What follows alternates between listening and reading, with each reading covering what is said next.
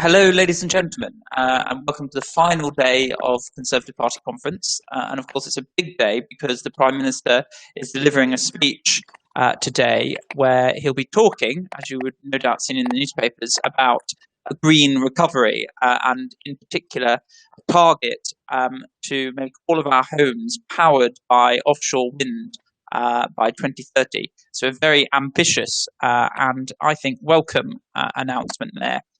So today's debate is on the green recovery, the jobs and goods of a post-COVID net zero economy, and we're doing it in partnership with Ombudsman Services. So we're very grateful to them. For those of you who don't know Bright Blue, we're an independent think tank for liberal conservatism. We're doing a major relaunch this autumn, so watch out for that. But broadly, our areas of focus are economic, social, educational and, of course, environmental policy. And we've been very influential on both government policy and public discourse around energy and environment policy. So, for example, we push very strongly for the adoption of the net zero target. We produced a paper arguing that there was a strong technological, legal and political case for adopting it. But of course, the more difficult task is achieving that net zero target. And last week we produced a report which looked at public attitudes to net zero. And broadly, there was an acceptance amongst the public of changes that they need to make to, for example, the way that they heat their homes and travel around, but an unwillingness and a skepticism to pay more for that. So a big challenge for government going ahead. For those of you who know us, we produced a magazine which is out this week during conference. It's looking at the impact of COVID on our lives. And there's an interview there with Jessie Norman, the Treasury Minister. So please do look on our website if you want to download that. For those of you who are tweeting, please use the hashtags #BrightBlue, #CPC20, so we can amplify some of the arguments and analysis from this very timely debate. Also, our Twitter handles are @WeAreBrightBlue and @Ombudsman Services. We're going to take questions. We're going to get the speakers to speak for 5 minutes, and then we're going to take questions from audience members. You can ask questions through the Q&A box to the right of your screen. So please do send questions in, and then I will read those out, saying your name and your question. So, let's focus now on the speakers. So we have Kwasi Kwarteng, MP, who is the Minister of State for Business, Energy and Clean Growth. Matt Vickers, who is the Chief Executive and Chief Ombudsman of Ombudsman Services. Emma Pinchbeck, who is the current CEO of EnergyUK. John Penrose, MP, who has been Member of Parliament for Weston-super-Mare since 2005 and is the Chair of the Conservative Policy Forum. Juliet Davenport, who is the founder and chief executive of Good Energy. And as the caption shows, I'm Ryan Shorthouse, the chief executive. I always forget to introduce myself on these events. So let's start with Kwasi's 5 minutes. Over to you. Thank you very much. I thought I would just really concentrate on three things in my 5-minute address. And really it's a temporal sequence. So we've got to look at where we've come from in terms of the net zero decarbonisation space. We've got to see where we are today, and then work out how we can get to the net zero targets, the net zero future in 2050. So standing here in 2020, if I look back over the last 30 to 50 years, would describe an immense transformation that's happened, and people probably haven't noticed it in their daily lives. But if we look at where we were 30 years ago, even 40 years ago, you will see that the dependence that we had on fossil fuels has been completely transformed.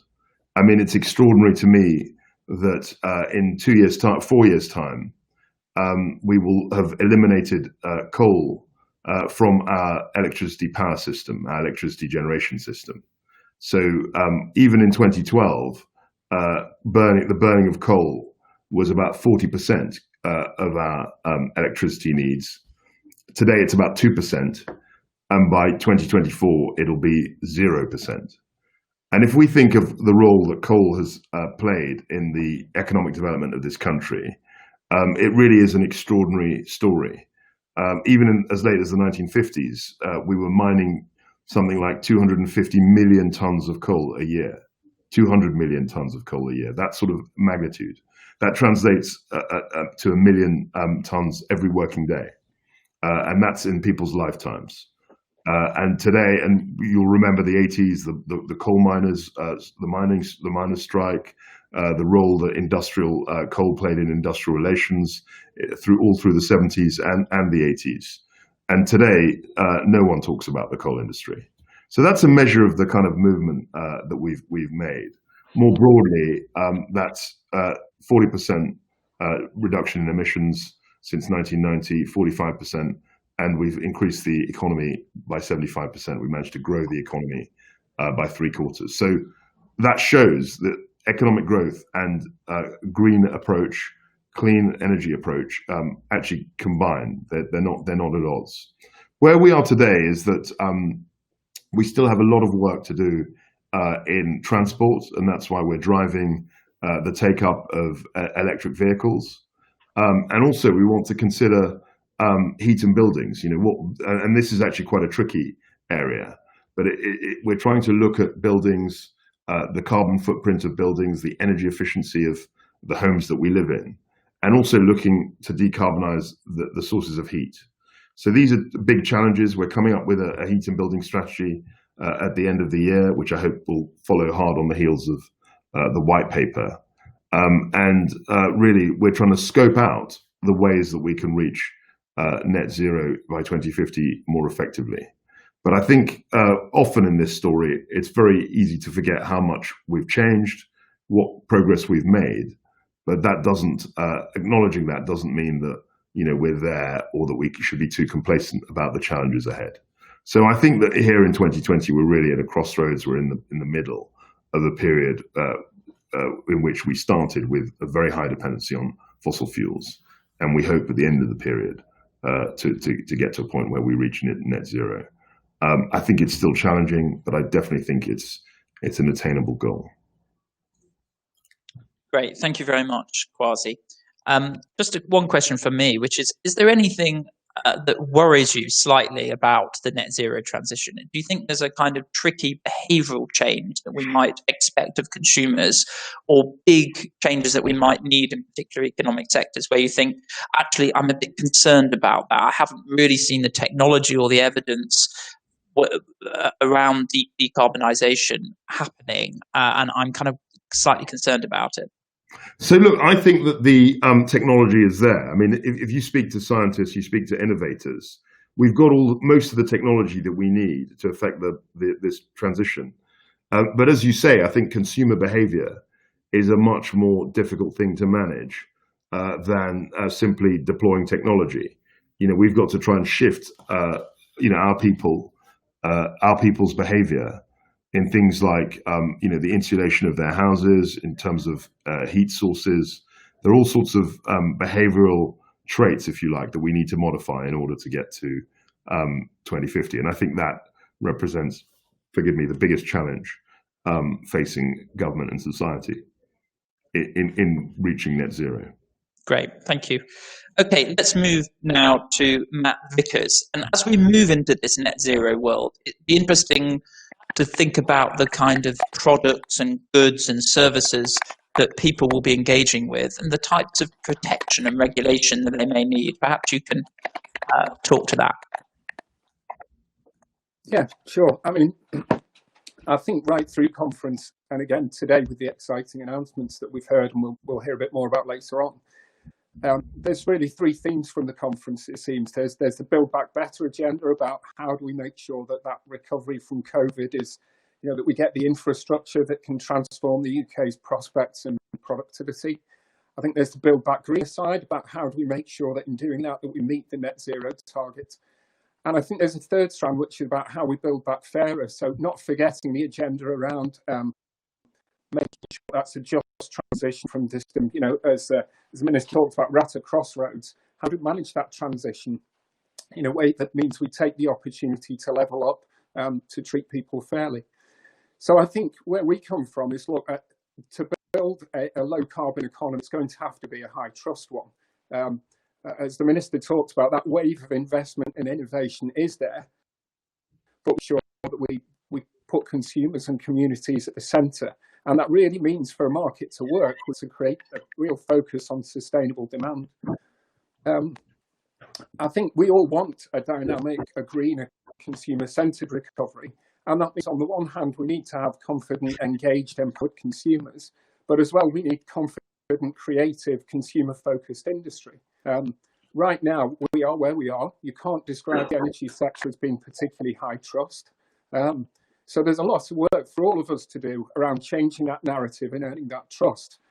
Now, when it comes to consumer protection, when things do go wrong, it's long been recognised that that's part of building confidence in the market. And certainly, if you look at regulated energy, we've got, by and large, a good protection system. We work with Ofgem, with Citizens Advice, in a very joined-up way to look at how we reduce consumer detriment. So that's all about sharing intelligence, identifying the risk together, feeding back insights and looking at areas where we can help businesses to improve. But what I see as one of the risks, to the question that you're asking the Minister, what I think one of the risks to our dynamic and green future is what I would describe as fossil redress. Regulated energy is changing completely. And as we do decarbonise heat and transport, much of this sits outside the current protections that consumers have. But we're going to need, with new products and new services, confidence is going to be key. I mean, by and large, our system was designed to deal with gas bills and a bit of switching back in 2007, but it's going to need to be relevant and responsive to heat networks, electric vehicles, renewables, demand side issue, energy efficiency. And if you look at those spaces at the moment, protection is either non-existent or it's patchwork or it's pay to complain.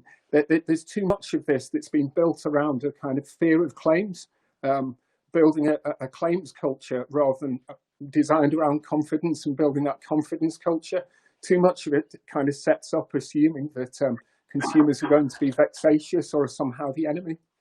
So I think what we're looking at around where government can help is government can help with some of the architecture and the coverage of the system.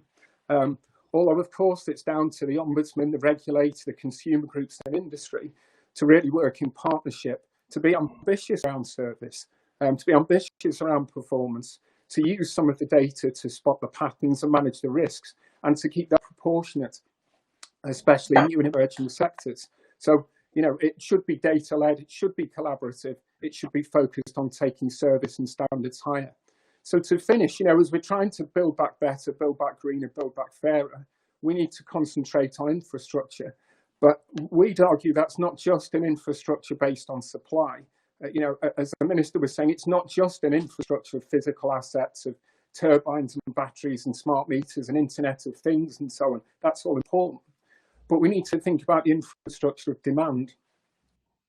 And that means how we build trust, confidence, resilience with protection that isn't to go and disjointed complaint handling, but something that's much more designed to create sustainable markets, empowered customers through proportioned, joined up, structured redress. Great. Thank you very much, Matt. Yes, we can hear you very fluently, but you're sort of jumping around a bit. So your face is coming up and in different places, but we definitely heard that. So that was very useful. Thank you. Right, we'll move now on to Emma and thinking about particularly the Prime Minister's announcement today and the decarbonisation that's needed in the energy sector. What can you rise to the challenge? Anyone who knows me knows that I love a good opportunity to talk about wind turbines. So thanks to the Prime Minister for that.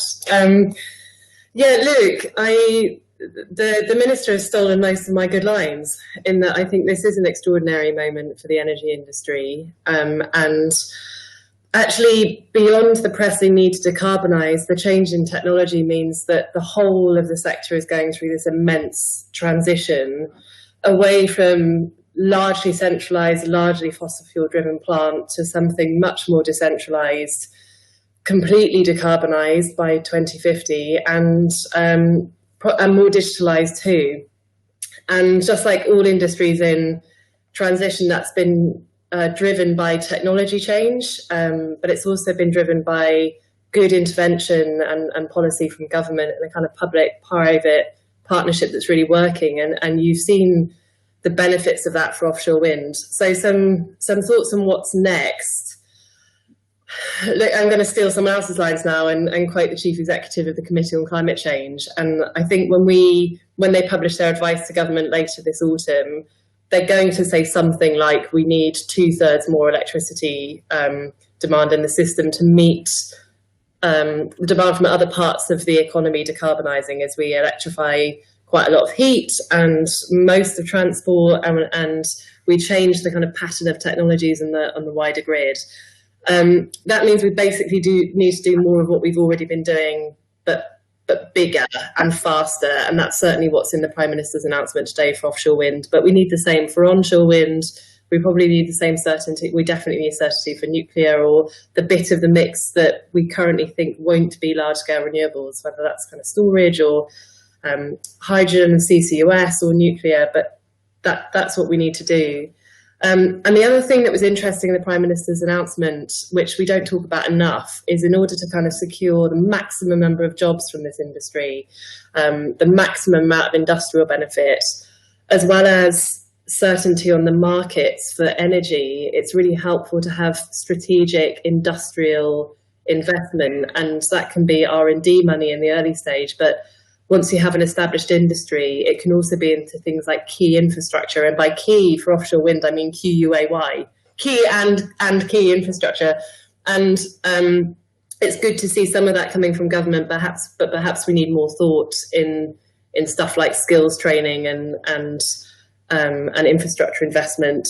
The second thing to say is that the power sector is actually the easiest bit of it. And what we're all talking about, and indeed the Minister made reference to it, is we're moving into other areas of the economy now. So particularly heat and transport decarbonisation. And on top of all of that, the thing that the energy industry is most worried about is not actually the individual technologies in each bits of the economy, but how they all work together, and wanting a much more smart, much more flexible, much more innovative whole energy system to work with. Now, that's got two implications for government. One is we need to do what we've done with offshore wind in other areas of the economy and really invest in technology rollout of different kinds of heating technologies, different kinds of transport technologies, just kind of replicate the model and do it all over again. But we also need to make sure that our markets and regulation allow some of the new business models that those technologies enable to come forward. So down in the detail of the regulation, allowing smart and flexible energy services to be developed and offered to customers is going to be key. And that brings me to the thing that this roundtable is supposed to be really focusing on. That's where the people in this fit in. And beyond investing in workers and supply chain jobs, this whole next bit of decarbonisation is much more about people than the previous change in the power sector, because ultimately it's coming into homes and into the cars we drive and our local community infrastructure. And I think the energy retailers are the people who have conversations with customers day in, day out, every day about their energy use. And their ability to do that and to offer these new flexible services will be really key to bringing the public with us. And it's also fair to say, how are we charging for this stuff, and should it all still be coming off energy bills? And how are the suppliers enabled by government to have genuinely interesting conversations with people, but also charging them for these services? So there's something in there about who picks up the bill, who pays, how do we make sure it's fair? How do we make sure we've got a competitive, vibrant retail market so that we can do some of this innovative stuff as well as business as usual? How do we spread the costs across the economy? All of that is going to be really key. And lastly, just to echo the points made by the Ombudsman, this is all very new. It's going to require lots of new products in homes. Actually, you can probably hear my dishwasher going in the background. But if we've got lots of smart products in homes, if we've got electric vehicles, if we've got batteries in homes, if we've got more energy efficiency, are we sure the standards on those projects are consistent and are being marketed and installed correctly. And then secondly, there's a whole new field of energy opening up to do with this digitalization and the kind of smartification of the industry. And I would like to see some more thinking going on about data as a commodity and our digital architecture and infrastructure and how we put regulation to keep customers safe around that. I'll stop there because that was a lot. Great, very thoughtful. Thank you, Emma. Let's move now on to John. And I know, John, you've thought very deeply about sort of power of the consumer. And so thinking now about that kind of net zero world that we're moving into, what sort of consumer rights and protections do we need? Well, thank you very much. I guess, yeah, the power of the consumer will be essential. I totally pick up on Matt's points about we need a high trust economy. It's all very well for people to know they've got legal rights to back things up. That's good. But most of us, don't want to have to take something to court. We don't know how to use a small claims court or anything like that. It's far better and quicker and better value and just generally economically more efficient as well. If everything works first time, and if it doesn't work first time, we can take stuff back and just companies fix stuff for us without us having to get legalistic. So I think Matt is absolutely right about a high trust economy just works better for consumers alike. It needs to be backed up with legal rights. It needs to be backed up with a capitalist system which puts consumers first rather than producers first. It's got to be on the side of the man and the woman in the street because actually that maximizes consumer surplus. In economics terms, it means that we end up with a more productive economy, a more competitive economy. So all of that works in the right direction, but Matt is absolutely right to say you've got to start with consumer trust because that's the thing that drives everything else. So I'm completely with him on that. The other point I make is that the COVID lockdown has made some really profound structural changes to the way we all behave. And it's probably taken some slow-moving trends and give them a sort of a huge shove forward, a big sort of a push in the small of their back. So things like commuting, we're all commuting an awful lot less. Will we commute once this is all over? Well, probably we will a bit, but that feels like it could be some kind of a structural change to the way we all behave, the way we all live. Not a complete change, but it will be an important change of degree, and the way we all live too. So and where we work. I'm not sure I would want. I certainly wouldn't claim to understand the changes in the commercial property market. But if you work in an office today, it's a really big open question about whether or not you're going to be working in an office in 2 years' time, or if you're going to be working in an office as much, or if you're going to go into the office just for some things and not for others. So there's been some really profound changes about how we live. Some of those are going to be structural, and quite a lot of them actually have been temporarily at least greener because we're commuting less, as I said. So the question is, how do we lock in some of those and how do we adjust to some of those in a sensible way? Can I, since I'm chairman of CPF, can I mess with everybody's brains and just pose a couple of really big structural questions which come out of all of this? One is to pick up with Emma's point about how we capture some of the supply chain jobs which are going to come about from all these new green technologies. The danger is the announcement today, for example, really, really welcome about wind power. But if you look back a couple of years, some of the supply chain jobs in wind turbines and the like aren't here in the UK. And it would be really great if future technologies, and potentially also wind power as it matures, those jobs happen in the UK and that we end up with clusters of development.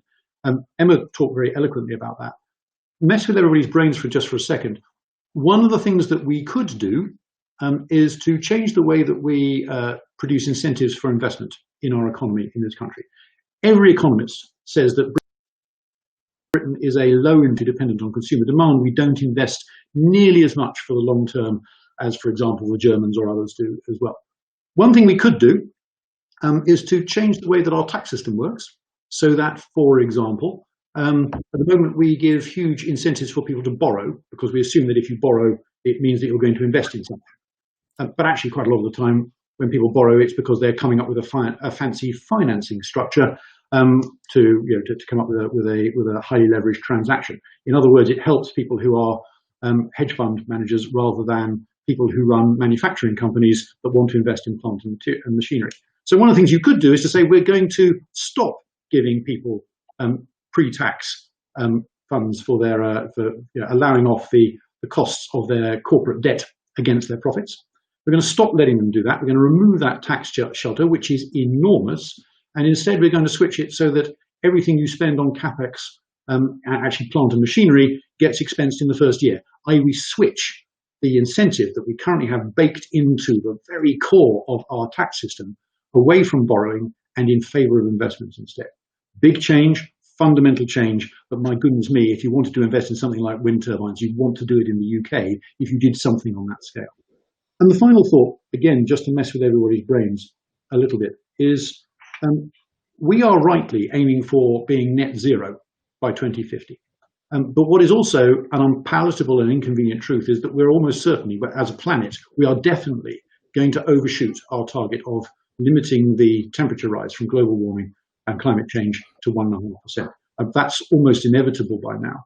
So even when this country gets to net zero by 2050, and it looks like we may be a world leader when we do that, we've got to pull the rest of the planet along with us to get to net zero as soon as we can. But almost certainly by then, we will have overshot our target. So my bet is that we're going to have to live as a country and as a planet in a net negative world for a period of years and maybe a couple of decades afterwards in order to get back to the levels of carbon in our atmosphere and reduce the level of heating that we are aiming to do now. That is a huge challenge, and I guess the point I'd make for Kwasi's absolutely right comments about how far we've come and how far we've got to go. The trouble with it is that when we get to the top of this mountain, there's another mountain that's looming beyond that, which we're also going to have to climb, not just as a country, but as a planet as well. So you've announced a new net negative target there, John.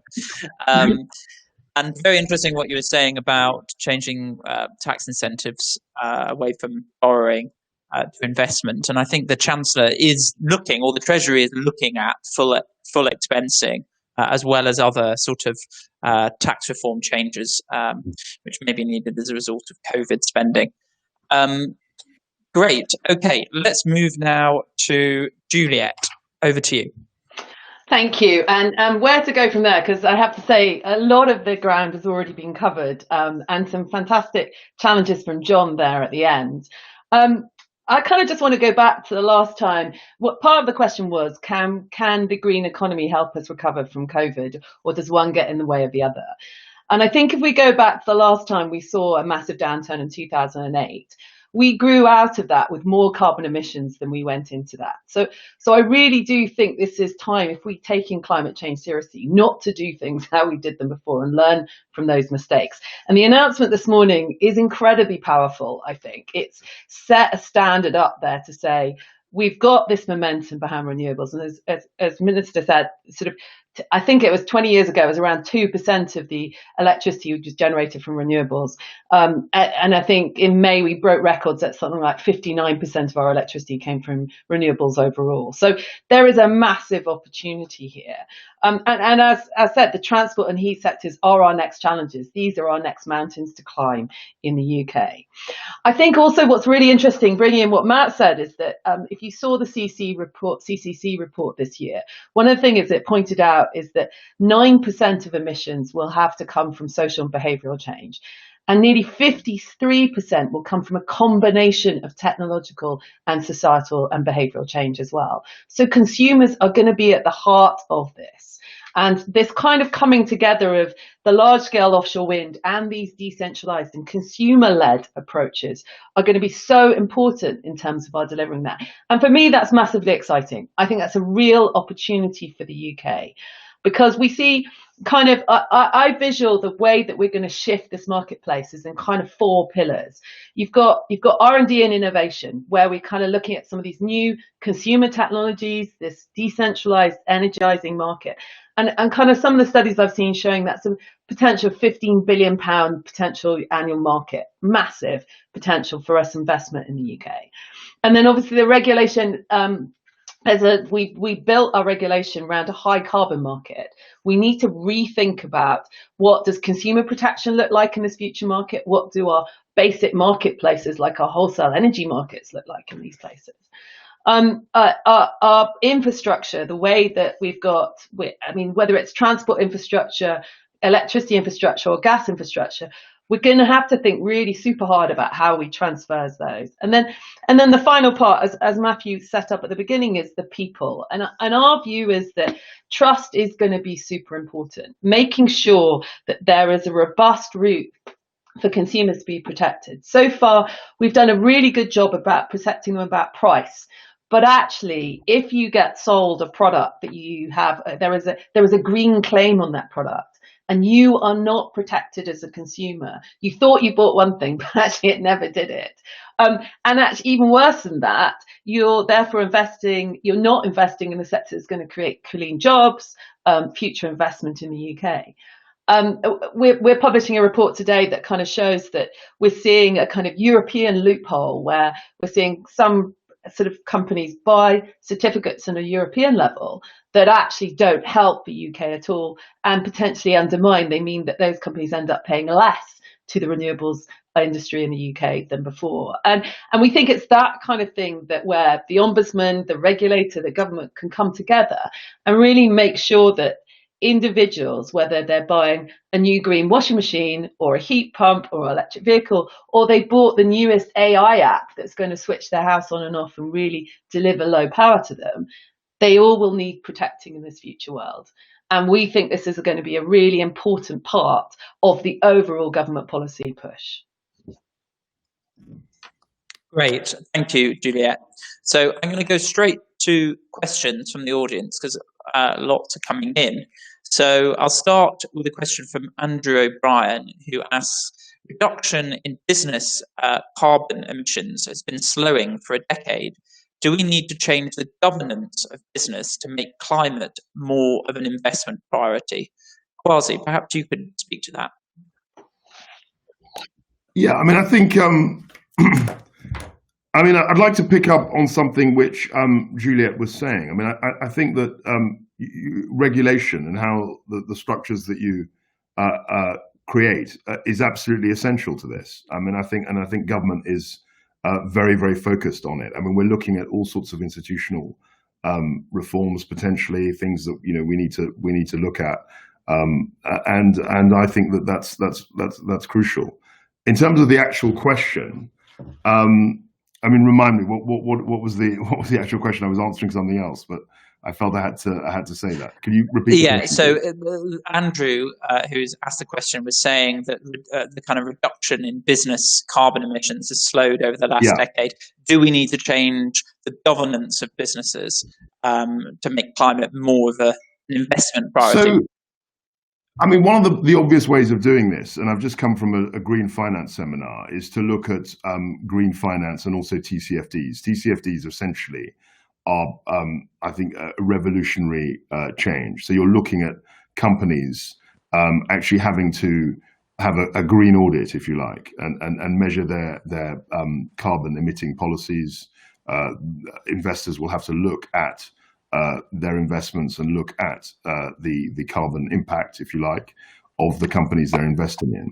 And that in itself creates a real pressure, a real discipline, if you like, on the companies. So I think a lot of this is happening anyway. I think if we introduce TCFD legislation, I think that will have a dramatic impact on the governance, on the way in which the companies are measuring achievements. And I don't think you actually have to tinker necessarily. Sorry, there's something going on in the background. I don't know. Great. I'm going to bring in Juliet now. Matt, I wonder if you could just mute yourself because we're just getting some feedback from your camera. So grateful if you could mute yourself. Juliet, as a business owner, what do you think? So I think one of the biggest problems that's got in the way for business to really invest in green and embrace this is actually how our balance sheets work. So if you look at the balance sheets of companies that are hugely invested in fossil, there's the incentive is to maintain that. It's not to move away from it. And I know there's research going on by auditors across Europe trying to figure out how does a green economy, what does a green audit look like, and how do you represent a balance sheet in this future world where zero carbon is going to be so important? And I think that comes back off the minister's comments, is that TCFD and these different initiatives are super important to lay that down, because unless CEOs have to listen to these types of information, you're not going to make the change and they're not going to make the right decisions. Absolutely. Emma, did you want to come in? I think I agree with everything everyone said, as everyone always does on these panels, but there are a couple of things, right? There's no net zero is fundamentally a capex problem in terms of where we need to go next. We need a huge amount of investment in new technologies and in infrastructure. I'll come back to the behaviour change stuff because I agree that that's fascinating too. But there's no lack of investment in the private sector now for this stuff. There's a kind of appetite for it. It's kind of trillions sitting there. And where there's often a barrier to investment is on, the policy framework or the investment landscape in a country. So I think government always underestimates how powerful its potential for market signalling can be. And the Prime Minister's announcement today will be, and that kind of long-term target setting, that sort of action by government can often give investors confidence and can move that money. But to pick up on Juliet's point, it's also then down in the detail of the regulations, and some of the barriers to new commercial models or new technologies are really in the detail of things like our industry codes or the kind of regulation that's looked after by the regulator. So there's that nitty-gritty. I also think we can make this an economy-wide question in that carbon pricing, so actually knowing what money is going to fossil fuels and generally whether the playing field is level between low carbon technologies and fossil, carbon pricing in terms of kind of a whole economy or cross-border carbon price. And then lastly, maybe some kind of net zero test across the economy also would send a strong signal, because it's the same sort of questions in our policy institutions as there are inside businesses for when you're making decisions about which future to pick. Great. I'm going to bring John in, but I'm also going to ask another question that's come in from the audience. So perhaps you could answer both, John, because I think this one's a good one for you. So Teresa Perchard has asked, governments of the UK have different net zero targets, and many big councils do too. Should energy regulation be fully devolved to enable the best response? I'll come on to that in a second. I just want to pick up on the previous points there, because I really like this notion that we can empower consumers by effectively having some way of understanding what the carbon footprint or the environmental impact of the firms that are producing whatever it is, the goods, the services that we are all buying. It probably needs to be on the label of whatever it is we're buying rather than on the company accounts, because we don't necessarily know what those are.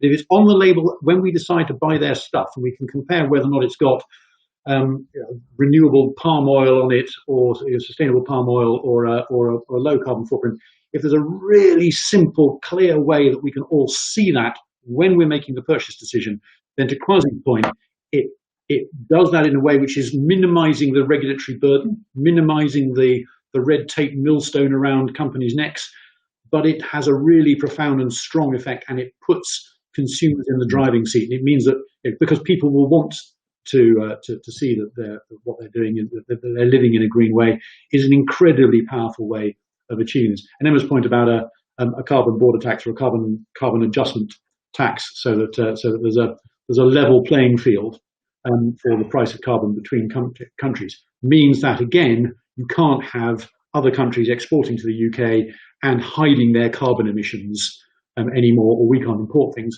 and think that they're low carbon when they aren't. So all of that just puts consumers in the driving seat, gives us the information that we need to make green choices, and it does it without having a socking great big regulator who thinks they know best rather than letting us make those decisions for ourselves. On the point about devolution, look, if people think that they can, if the county of Somerset or the country of Wales, or whatever it might be, thinks that they can move faster, then I'd be all in favour of it. But I think that there's a danger here, particularly where you have companies that work right the way across the UK. This point about our internal market, it would, if this is just a way that erects barriers to a company that's based in Northumberland from selling to people in Somerset because there's some piece of different green legislation which will trip them up, I think that's a really big problem. And I think that one of the things we need to do is to have a really clean set of clear incentives and a direction of travel which allows firms within the UK, goods or services, to trade really freely with each other, and they're all working to the same goal. Because if we start to get boundaries on the barriers on the border of Somerset, or indeed on the border of Wales or Scotland, that is a recipe for the whole economy moving more slowly in every direction, including towards a green economy and a low emissions economy too. Matthew, maybe I'm going to try and bring you in just on the issue around this kind of devolution point. I don't know if you have any thoughts on that.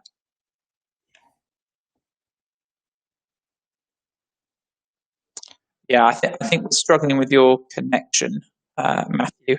So hopefully we can resolve it, but I'll move on to another question now. So Michael Holloway has asked, is the labour market prepared in terms of skills for a shift to a green economy? Kwasi. That's a really good question. I mean, this is something that we're very focused on. So one of the things that I'm very interested in is working with colleagues in the Department for Education, which owns the skills space. And I think that's a fair question. I think that we do have a job of work to do to improve our skill set so that we can have, the equivalent of plumbers who can install hydrogen boilers, for example, or who can actually develop proper good insulation in houses, installers, construction. The net zero world has ramifications across the whole of or vast swathes of industry. And if truth be told, I think we do have to up our game in terms of equipping workers with the right skills to meet that challenge. Juliet, what do business need to? What do they need to do, and what do they need from government? So I think that indication from government of saying that we want to invest in those types of skills is really important. I think we still have skills shortages in certain areas, particularly on engineering. We'd like to see more diverse engineering. A few more women in engineering would be good. I think Emma and I would be thumbs up on that. And we'd also, we got smart meters still to roll out in this country. And I think I asked our smart meter installer, I think they've got one female smart meter installer, which is a shame because actually I think that diversity really helps in terms of door to door, etc. So I think we'd like to see more of that. I think we'd like to see early stage sort of really working with universities to make sure that their intake is taking on the right type of people and we're getting the right type of jobs trained up as well, because it's as early as 16 that some people are making choices, and we need to be really selling it to the 16-year-olds that their future is going to be in this low carbon economy. Great, Matthew. Hopefully you're here. So we're just talking about whether we have the skills for this net zero transition. I don't know if you had any thoughts on that.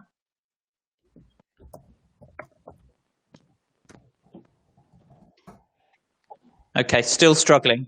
Oh, yeah, still struggling. So let's move now on to another question. So this is from Digby, who asks, drivers want to fill up and go. Market growth drives down prices. Can Kwasi introduce tax incentives for filling stations to build on-site hydrolysis H supply? Well, the short answer to that, I'm afraid, is no, because I'm not the Chancellor of the Exchequer. And that's one of the challenges that we have. Only a matter of time, Kwasi. Thanks for that ringing endorsement. I mean, it's usually the kiss of death when MPs predict great things for their colleagues. But I mean, just let's go to the heart of the problem: is that we have to coordinate across government. Tax policy, monetary policy in terms of loans and all of that sort of thing.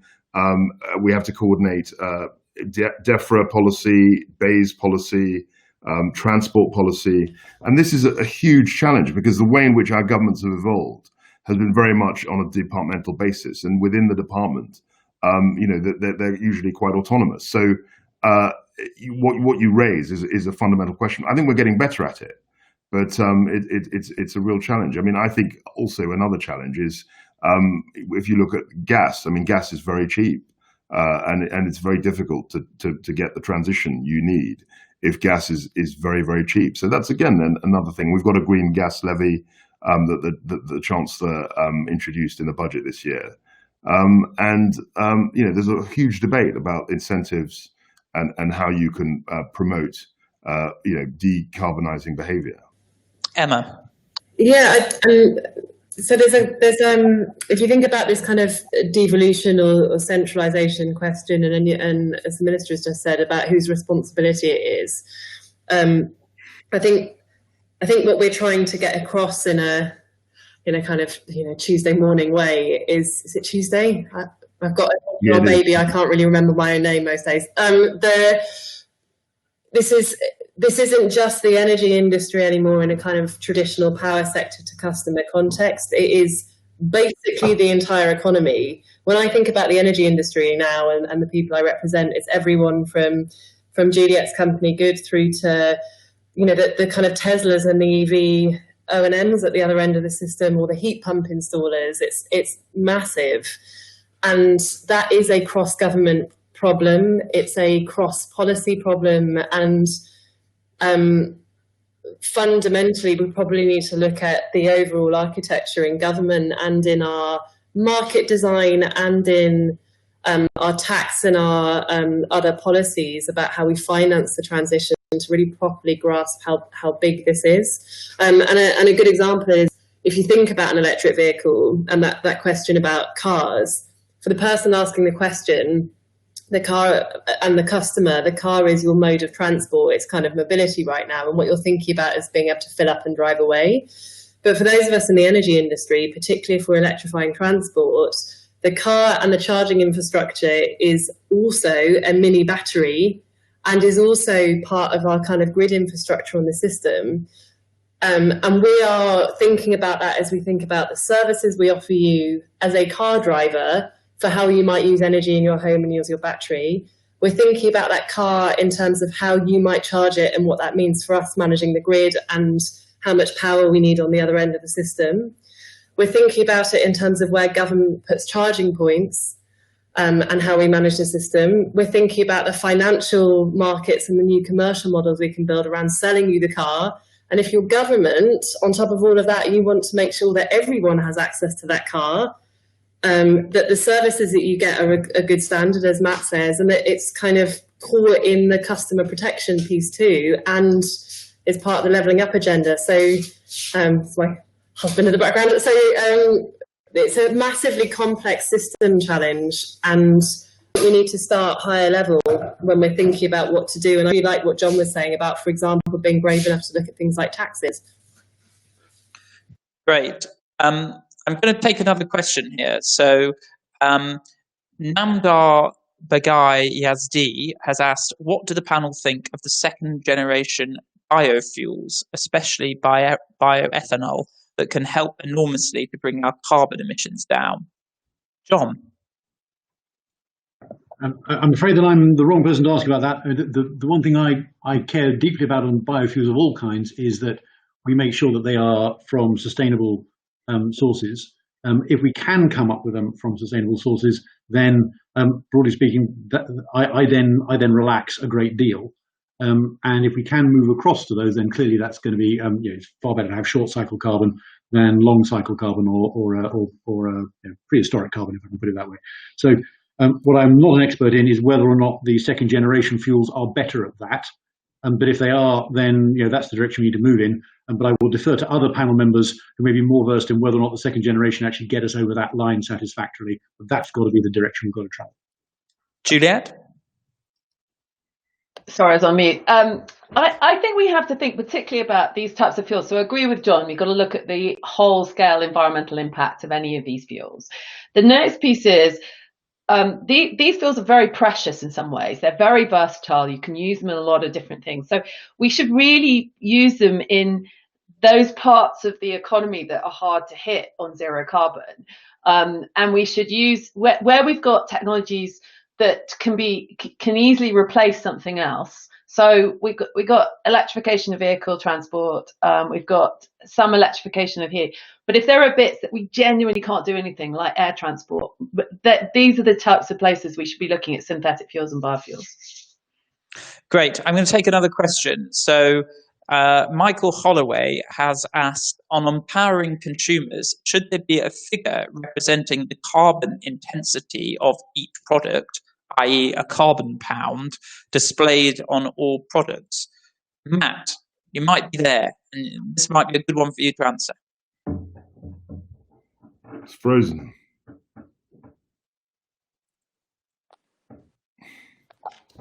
Yeah, sorry. Yeah, the internet connection's not great. Kwasi, what do you think of that idea? Gives consumers more power and more.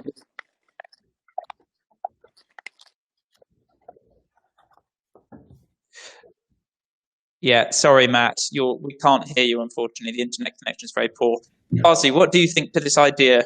I think it's an idea that should be looked at. I mean, I'm always very cautious to impose things on businesses unduly.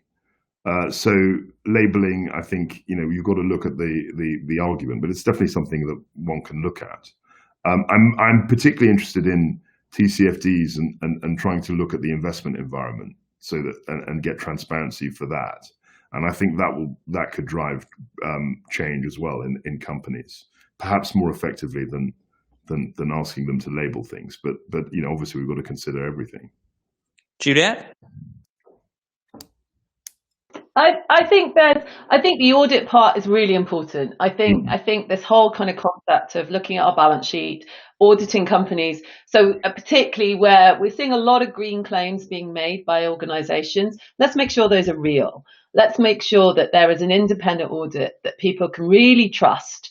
And then the labeling can either flow or not flow from there, because one of the biggest problems with any of this, what we quite often see is there are organizations that you can get labels from, but they need some basic information to be able to do that so that you can keep the cost down. Now, if we encourage organizations, as Kwasi was suggesting, to make sure that that baseline data is there, it's audited and we can trust it, then you can build something from that. Matt?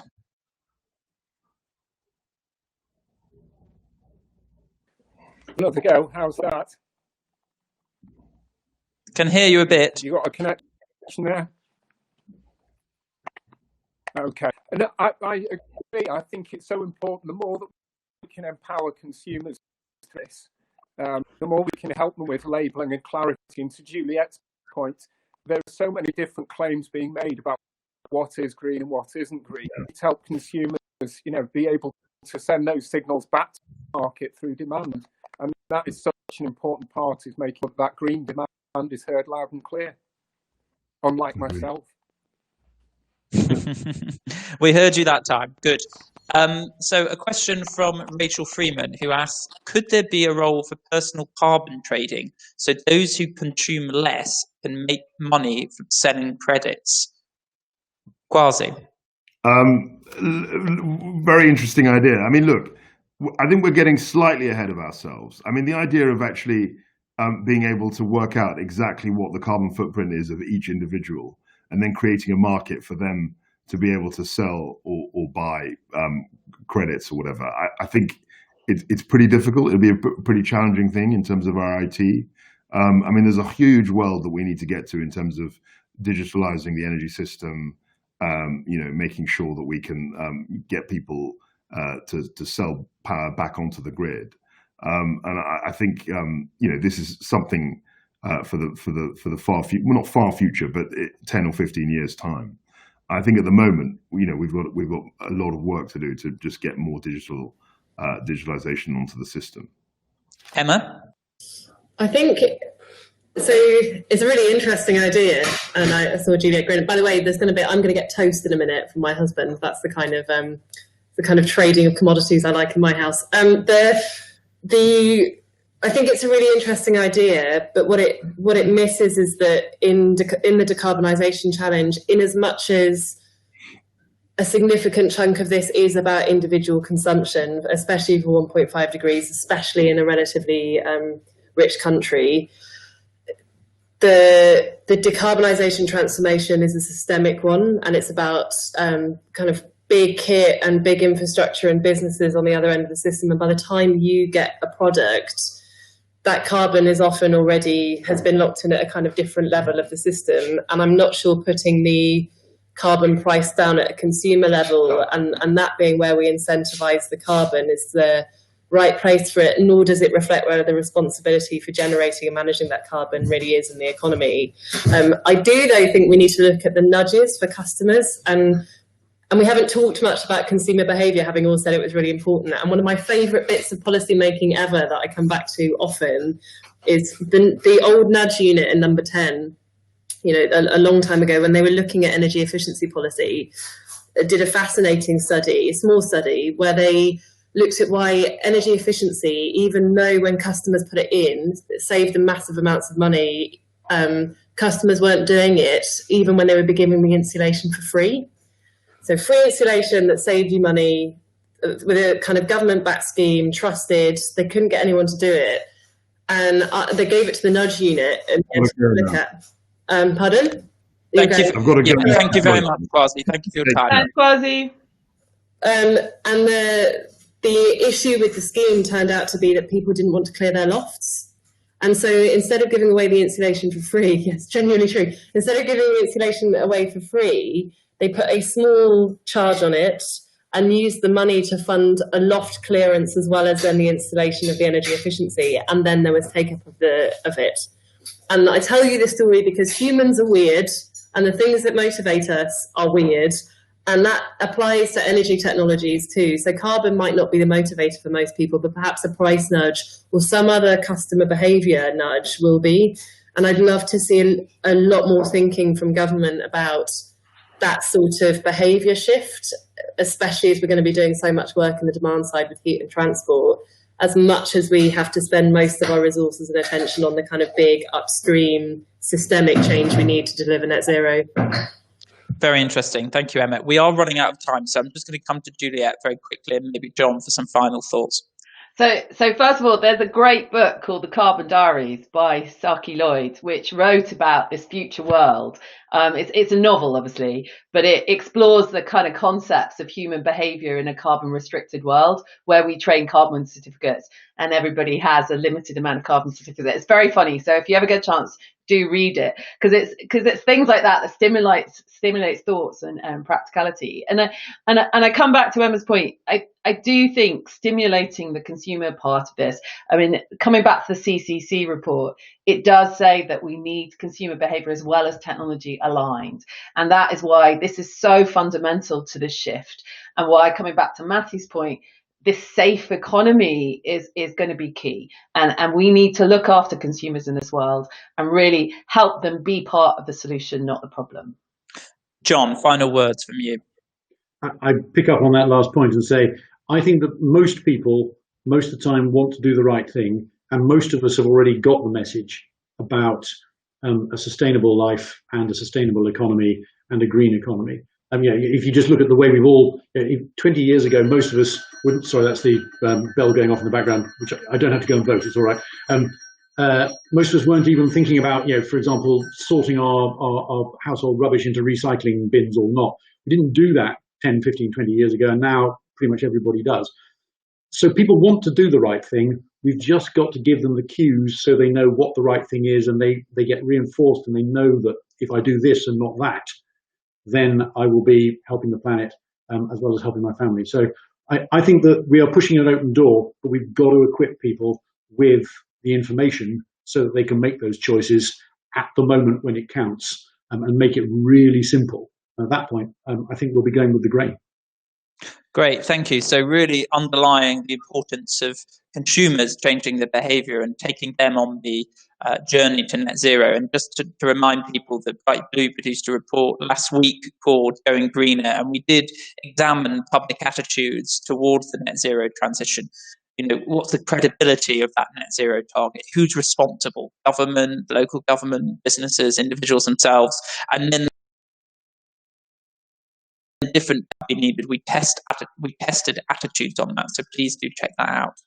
So we've come to a conclusion to this very stimulating discussion. Thank you to Ombudsman Services for partnering with us on the event.